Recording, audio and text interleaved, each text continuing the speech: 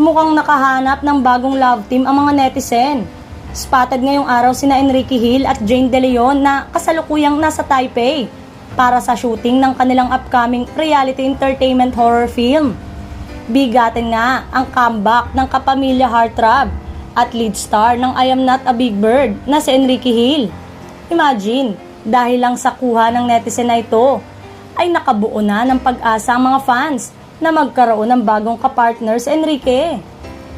At yes, walang iba kundi ang Darna star Jane De Leon. Mukhang malakas daw ang chemistry at nakikita nilang mas bagay raw na ka-love team ng aktor. Narito ang ilang komento ng netizen. Oo nga, may chemistry, solid lisken ako, pero bagay sila ni Jane. Bagay din sila kahit one movie or teleserye please, ABS-CBN. Malakas ang chemistry, bagay sila at parehong magaling na artista.